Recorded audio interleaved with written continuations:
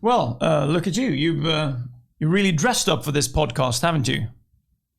Well, I wouldn't really say that. Well, talking about dressing up, in this 6th episode of the podcast, the 4 speeches every leader has to know, we'll talk about the importance of knowing, developing, and using what we call your rhetorical wardrobe. So what is really a rhetorical wardrobe, Joar? Well, the rhetorical wardrobe are the garments, so to speak, available for a particular speaker at a particular occasion. And he or she, the leader, uses these garments, words, gestures, metaphors, stories, symbols, examples, and so forth. So it's not really, or not only merely the clothes you put on. So should I wear a turtleneck for this? Should I wear a suit and tie? Should I dress up in a particular way? It's sort of what you clothe yourself with, the things you say, in a sense. Is that the idea behind the rhetorical wardrobe? Yes, I suppose so. So in a sense, well, this depends, of course, on the context. But for instance, the Norwegian context, your dialect is something that is thought to give you away.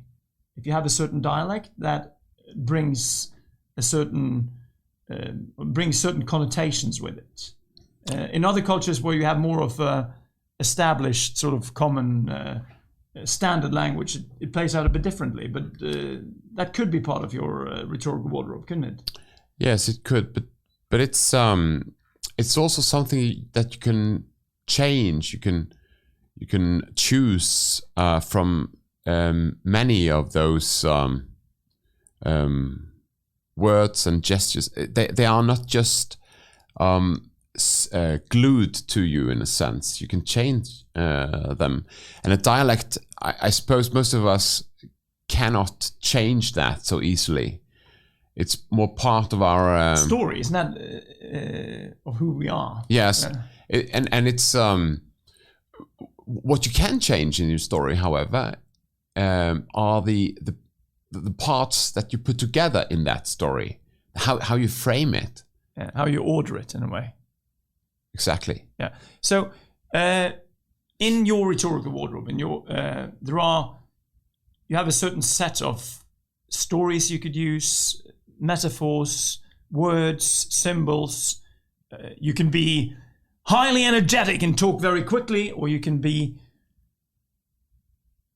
speaking slowly with a more compassionate voice.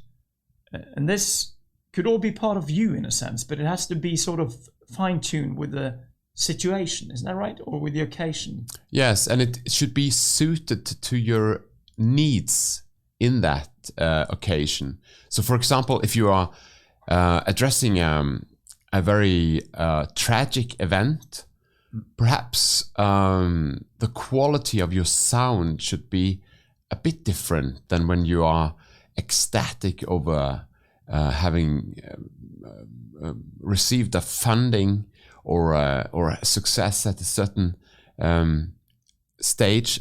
It should be reflected in your how you are perceived by the listeners or the spectators, and I think we have a certain freedom or certain elements to choose from that are not alien to our personality, in a sense. But still, well, if I hear you right, it's about being, in some sense, true to yourself, but also true to the situation in some way. But also, it's possible to expand that wardrobe. You can rehearse. You can explore. How is my voice? Can I speak more slowly? Is there a deeper tone to my voice? I don't have to. I mean, so there is a register here to a bandwidth, so to say. Yes, and I think many of us seek what is comfortable in our ears, but it's not necessarily what is perceived as natural or organic to your personality from outside. From the outside. So the difference here between your intended aim and the effect it has on the audience. That's the key clue. Thing. That's a key thing. Yes. So when you work to expand your rhetorical wardrobe, we all know that very often starting a speech, it could be powerful to use a story, and probably then thinking through, how do I tell stories, and how can I be better at telling stories if I need to rehearse that, or it's a good thing to rehearse simply and to find the stories that connect you with the thing or with the argument that you want to bring forward, so that you in some sense become one with the argument, isn't that? Yes. No. And you there are many things that you can do to emphasize what you're doing. For example, the classic argument from the Roman rhetorical tradition is the way you hold your hand, and you can also you can move your hands quickly, or you can move it slowly, and that is maybe alien to us today, but it's a very effective element. And you can look at your hand when you are moving it, and it could be sort of it could strengthen and enhance a certain aspect of the argument. And even when you said looking at, the look of the way you use your eyes as a speaker is also a powerful tool, isn't it? Sort of part of your rhetorical wardrobe. So do I look someone straight in the eye, which is probably not the right thing to do, but maybe I want to look a bit beyond you, or right above your eyes, and or do I look at my hand, as you just mentioned, or because that signals a sort of direction, doesn't it? Yes, it does. And if you are addressing an audience, maybe there's a face or a person that you perceive as friendly, or as someone you can identify as the person is not just the mass, but it's a person who represents the mass in a sense. Yes, yes, and you can talk to that person, and maybe your voice would have a different quality, perhaps would be perhaps easier to envision yourself as addressing that person instead of just addressing the whole crowd. It's pretty basic, isn't it? If we talk to a child or talk with a child, it does something to our voice very often. Yes. Or if we talk to our parents or a friend. So who do you imagine as your sort of imaginary, or maybe not so imaginary, but part of the crowd, sort of typical audience, is a way to think through how you use your rhetorical wardrobe in that particular occasion, isn't it? Yes, and it's not about being effective in a neutral sense, but it's about being effective as an instrument for your cause or for your argument. So you have to tilt yourself like a singer who is perhaps if a singer would sing a song that is very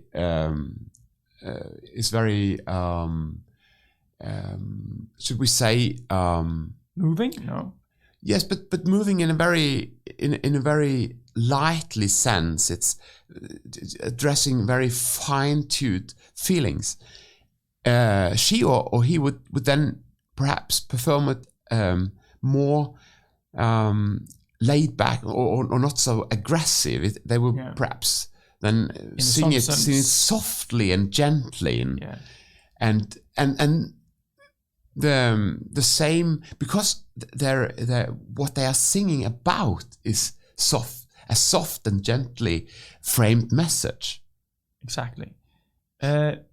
Before in our podcast about the 4 speeches every leader has to know, we've obviously looked at the 4 different speeches: the opening speech, the executioner speech, the consolation speech and the farewell speech, and we'll soon look at some examples of how the rhetorical wardrobe perspective may play out with these different 4 different speeches. But before we get that, something that has puzzled me. I'm interested in football, soccer, for those of you in the American context, and managers in football. Some of them choose to dress up in training gear for a game. Others dress up in suit and tie, as this is a sort of formal event. And others, like Pep Guardiola of Manchester City, he looks like he's entering a sort of fashion show, and sort of H&M model or whatever it is. This is maybe an insult to those of you who are City fans or Guardiola fans, but anyhow, this is of course a part of the clothing, but the clothing here also sends a message, doesn't it, of how do I enter this game? Am I one of the guys ready to jump in training gear? What would be your take on it? Yes, I think that we could see the in the history of oratory, we can see a change from Cicero to Quintilian, the famous Roman educator of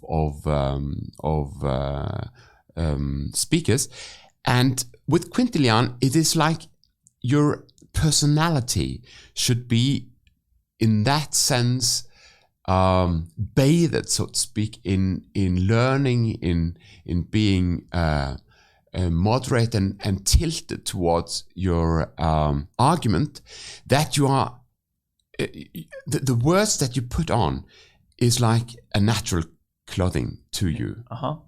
So you the way that you use the metaphors are just a prolongation of you, in a sense. It is like a effect, like a product of your soul. Uh-huh. And this is, it displays your inequalities in a way. Exactly. And but then the question arises: what is your soul? and that's even very more difficult so today. Yeah? Yes, and that's a very difficult thing to answer. And I think for most leaders and speakers, maybe the right thing is, how do you want people to perceive to be your soul? If you take Quintilian's doctrine verbally, and maybe we should see the words that we use as expressions of who we are, of who we are in ourselves. Yeah. Yes. So, but let's get to some of the examples. If you were the leader of a new company, a new CEO, and you were to give an opening speech, this is the first time you speak to a large group of your staff or the whole group of your staff, what should you think of in terms of using your rhetorical wardrobe?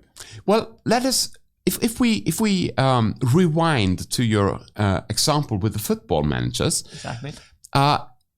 The man who enters a football stadium with a tie and suit, he would not be, or she, they would not be one of the players. They would not identify as closely with the players. They would more be like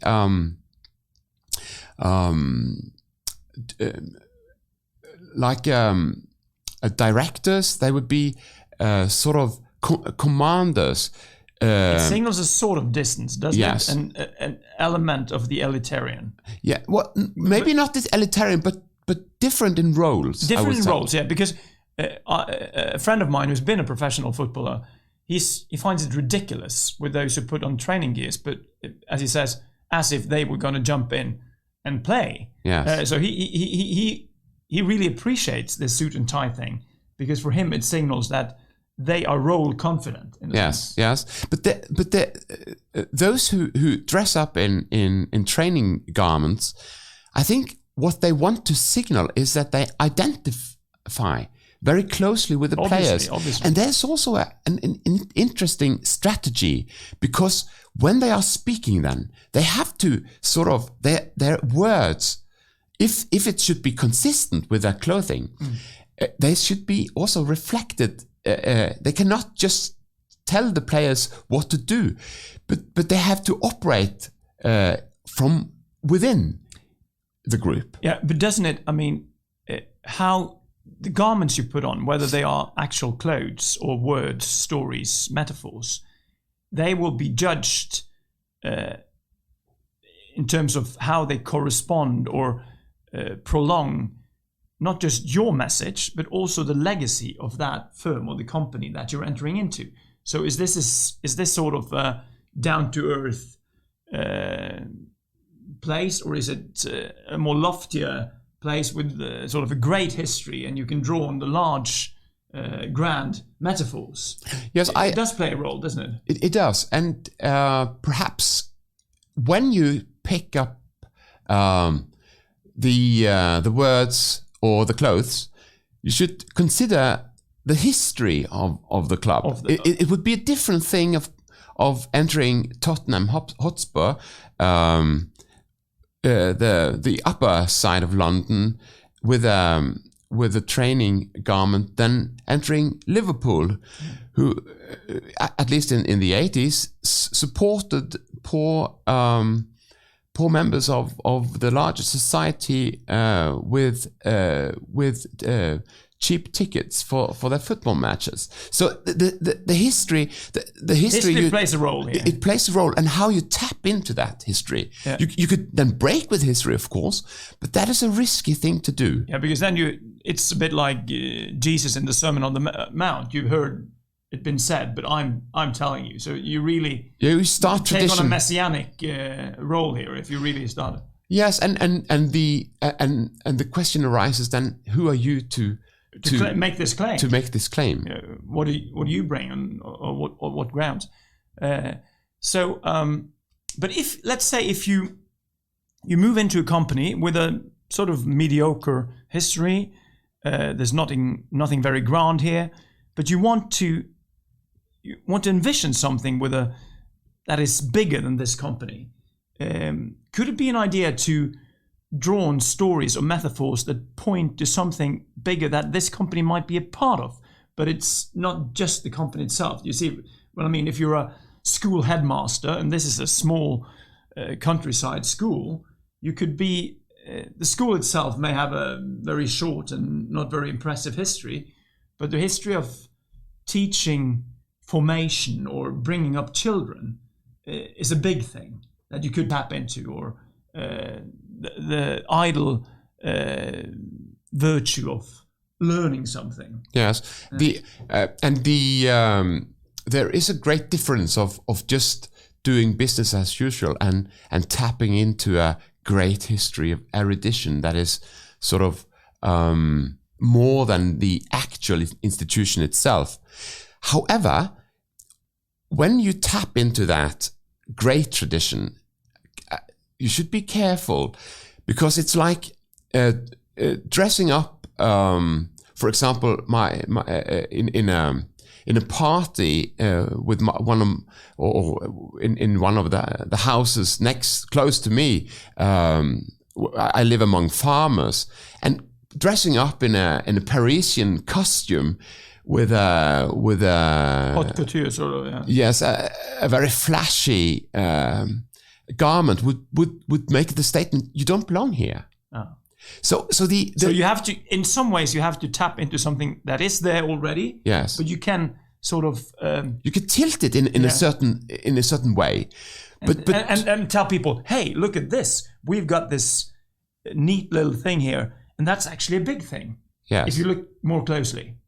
Yeah. Yes, or it has the potential to become something very great, and grand. Yeah. So with the opening speech, then really think about the history of the thing you're going to lead, the legacy, what sort of stories, what are the questions that can direct you towards the future. But with the executioner speech, how should the leader use his or her rhetorical wardrobe for the executioner speech? Yeah. I think my advice would be to be very concise and short And if you speak of actual clothing, very formal. Yeah. Because people know what the roles are, and they understand that. And I think one of the most depressing things of modern leadership and communication theories is that they think that people are stupid in a sense. That it's the very, very, very normal people have great capacities of understand what is going on. Yeah. And if you try to frame them, people sense it straight away. They will sense it if there's a lie. The knife is coming, the guillotine is here. And it's just to admit that, I have to close this factory, or I have to say no to this. You have to go. And or yes, you are fired. Yeah. I know it's painful, but I have to do it. And you have to do it with a certain cleanliness, don't you? In a sense, if you enter the emergency room of a surgeon, you want it to be well prepared, clean, concise. Yes. This is what it is. There are not many other things disturbing. And the knife should be, I think, small and very well. It should have a very neat and sharp edge. Yeah, so you trust that this is done in the best possible manner. So the executioner speech, probably not a good place to tell the long stories about your grandfather and how blah blah blah he lived up there and there. So it's a place to be very, very hold back the metaphoric in a sense. Just stick to the argument, stick to the one story in the past. To the cold facts. Yeah, exactly. But there is an element in the language, and that is that it's not entirely controllable. And therefore, we say that you should show up in person. It's these layoff announcements that come either on emails or press releases or papers or announcements given in a certain automatic pre-taped video sort of thing. Yes, that is very, very a very, very dangerous strategy, because it might be the effect of that code, or that's the lines that you have written, may not be correctly received as you intended. The effect might be different than your intention, and it's much better to be there. Because then you can adjust your communications. So sort of you want to control the communication by doing it one way, by sending a press release or email, but in a sense it doesn't do courtesy to the what you could call the aphoretic nature of this. It awaits a response in some sense. Something's going to happen at the other end. Yes, and things might have changed just overnight, because if you prepare it the day before, in a slip second. Yeah, exactly. And these things are very. It's very painful for a leader to announce budget cuts and so forth, but it should be painful, and it's not for a brave leader. Most leaders want to be brave, and then you should meet up in person. Yeah, and then that's a way to signal that I'm willing to go into this pain in a sort of sense. Yes. It's your pain is not mine, but I'm taking on the pain of announcing this in a proper way. So with a consolation speech, some sort of, let's say, a statesman addressing a nation in grief after a tragedy of a certain size, how should you use your rhetorical wardrobe then? Well, it is obviously people await some sort of compassion, don't they, or some sort of. But it's a difficult situation. I think one should be aware of that there are many traps to fall into, and I think the it's a moment of poetic, some poetic skills or craft, yes, and then tradition also becomes very important. I think it's different from culture to culture, and but I think that people expect the statesman to be or the stateswoman to be there and to say something on behalf of the nation or on behalf of the larger society. And she or he is not only representing herself, but it is she also feels a symbolic nature. So take your mandate from those in grief, in a sense, and position yourself in a position that fits with your role. Is that right? And then if you're going to use stories metaphoric, it has to be reflective of that role, but it also, you have to be really careful that you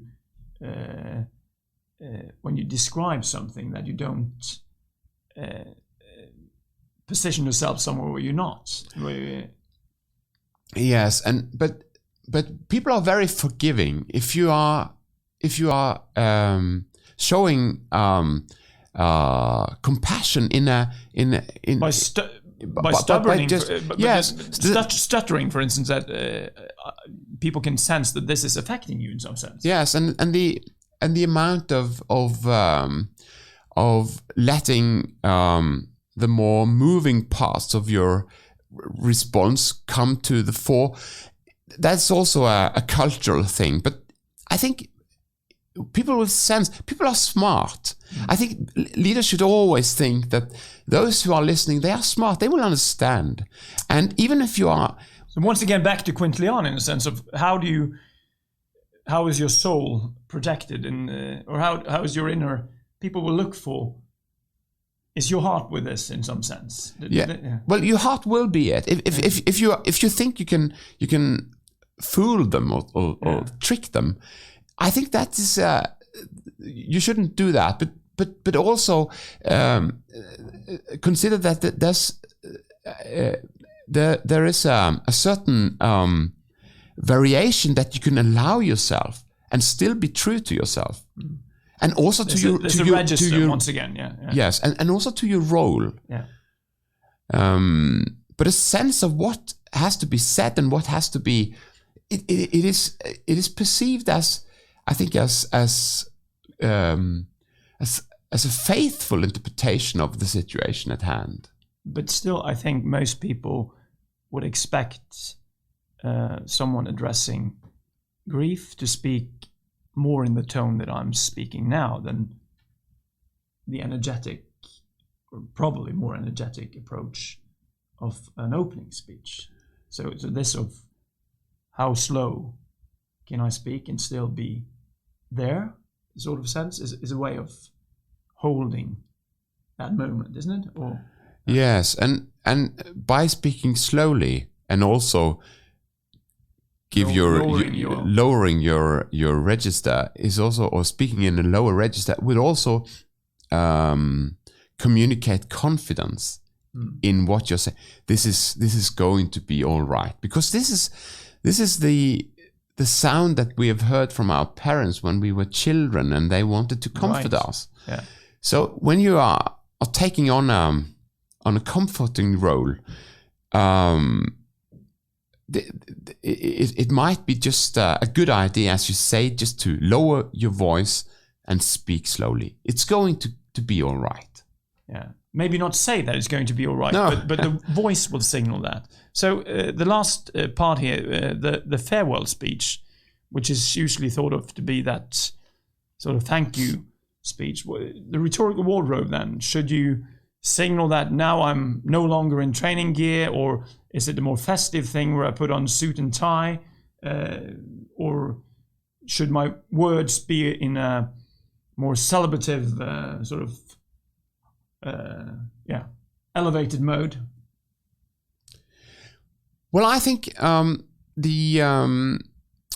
the words that we found in the farewell speech also throws a certain light on what we're talking about now, because they used actually larger words than we expected. It was not just it was not just the thank you here and thank you there, and particularly thank you to my family, but they also used their eyes metaphors. Their eyes were directed to the future. Yes, exactly, and it was not just about the past and given thanks to all those who have joined or the course then, and been a part of the company, but it's also a strong statement of how you think what will be important in the future.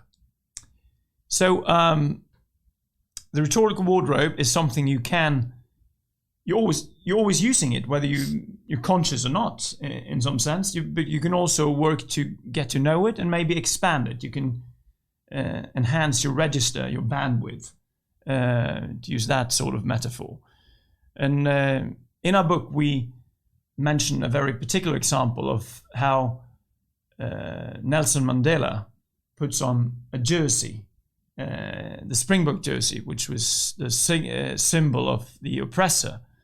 And that was in the 1995 Rugby World Cup when South Africa won that, and which usually was the Afrikaner sport. But here it's a bit like you described this move from Quintilian, of how this is also me. He was making a larger me, which at the same time was also possibly larger South Africa in a sense. Yes, and he identifies with the country that he is going to represent in the future. It's in a surprising way, one must say. In a surprising way. Yeah. And it just underlines your point that the register is potentially very, very large. And it's like with the language. There are words that we tend to avoid because they think we can't own them. Exactly. Yeah. And they seem a bit foreign to us. Foreign and at a distance. But at the same time, I think the house of language is such it has many rooms and more rooms than we think of usually. Yes, and we can enter many of them. And we don't lose ourselves, even if we are not. I cannot use the same words as my children because I will play the wrong role in my home. Yeah. But I could know of them, and I could sort of allude to them, hint at what they. Yeah, exactly. So in your to end with that metaphor of the house, there might be stories, metaphors in your basement or in your attic that you could explore and start to own, that could also make your career as leader much broader than you've thought of. And particularly if the terrain is changing, then it would be worth expanding that wardrobe so that you have something to use. So good luck on working and expanding your rhetorical wardrobe. I'm Bård. And I'm Joar.